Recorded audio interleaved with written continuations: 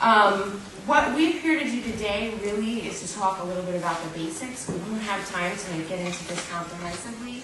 We hope to have a robust answer and question session, but I'll provide you just a few details on why this is critical.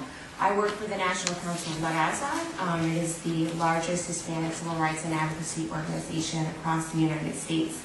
And my presentation is entitled From the Ground Up, because we also represent about 300 community-based organizations who are affiliates, and believe that to get to the issues of childhood obesity and hunger, we must look at what the community is doing. So, if we move on to the first slide, I'll just tell you that there's really 3 points I want to convey today. The situation is serious for our communities. Latinos are suffering from considerable nutrition deficits that will affect their future health and well-being. This isn't just about healthy eating or personal behavior. Latinos have major access issues with major barriers to healthy foods, and there are additional social factors that affect their health and well-being, their ability to combat these nutritional deficits. But my third point will be that there is hope if we continue to look at the holistic issues facing this community and involve folks at the ground level. We can look at the community level to instruct us on how to provide the solutions. And so I'm going to profile 3 community-based affiliates in the DC area who are fighting childhood obesity in their own unique way. So, actually back up. So just to say, obesity is prevalent in the Latino community. It has widespread health ramifications. 2/5 of Latinos. Children are obese, and this epidemic is growing. You may have heard that obesity rates are stagnant among most Americans now. They are actually still continuing to grow within the Latino community. Alongside this, there is also growing hunger. And for the first time in history, the Latino community has surpassed all communities as the hungriest in America, experiencing more food insecurity than any other community. It is likely that these limited resources contributes to both of these issues, as Latinos cannot gain access to healthy foods without adequate tools and resources. So I have more data on this, and it's in this nifty little data book that we've passed along, and that we've passed out. If you need a copy, you can contact me afterwards, but they're out at the front table. And we also have state-by-state data listing some of these nutritional issues for Latinos. So, next slide. These issues are not about food alone. This is about sort of many different factors that contribute to obesity.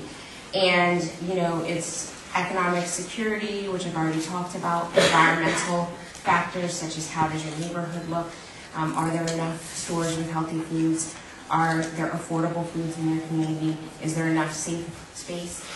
When we went to San Diego, one time for a nutritional roundtable on obesity, the community members basically told us that their biggest problem in fighting obesity was the rates of crime in their neighborhoods. So it was nothing directly about access to healthy foods, it was about the environment. Medical care is a great issue. Latino children represent about 40% of the uninsured children in America. And then, of course, there's the issues of education and health literacy. Latino adults, 41% of them don't have basic literacy levels enough to understand a lot of information, let alone medical information that is often very technical. This is not about English dominance. This is, and not just limited to people who are speakers of other languages. I'll just list 2 other factors that may play into Latino issues of childhood obesity and food insecurity. One is immigration. There are often statutory barriers that stand in the way of immigrants, including legal immigrants, and their ability to get food assistance, and discrimination. So let me move on to the really important stuff, which is what we're seeing at the community level and how organizations are tackling this issue. As I mentioned, we have about 300, I think we're a few slides ahead. All right. So we have about 300 community-based organizations. As I mentioned, I'm just profiling 3 in the DC area, although you're more than welcome to contact me to learn about other affiliates across the country. So this is Sintonia.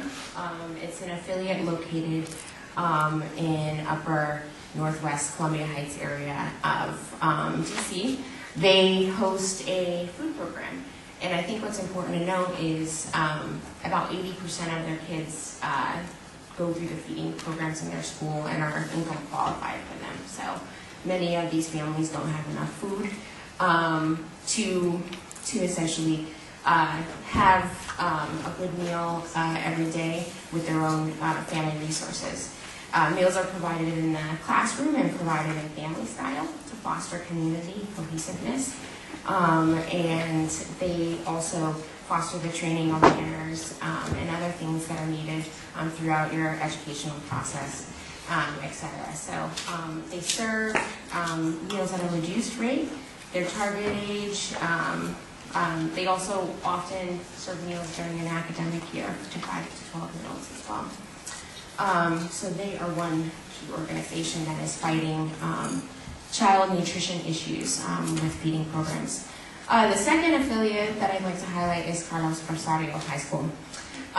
They are a high school that does job development and training of folks. This is their culinary art school.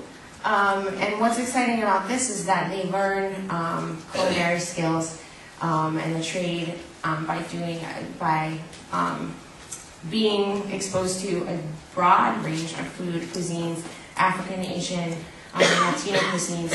They learn how to cook culturally competent food. They're gaining job training to be out in the market, dealing with some of the economic issues contributing to childhood obesity. So they are, great. Next slide, Mary Center. This is the third and last affiliate that I'd like to highlight, which is a community health center in the area, but they also run a WIC clinic, and they serve thousands and thousands of people a year through the WIC program. But I think what's important to know is that they're looking at the collective when they start to provide WIC for families, which is the Women, Infants, and Children's program, by the way. They also provide wraparound healthcare services, and about 65% of their WIC clients get healthcare services to also promote health. And they also do things like do in-home visits. So, a few years ago, they decided that every WIC client would get an in-home personal visit. And they started finding out that people don't have stoves. And so if you're teaching people to eat healthy, but they don't have stoves or refrigeration, what are they to do?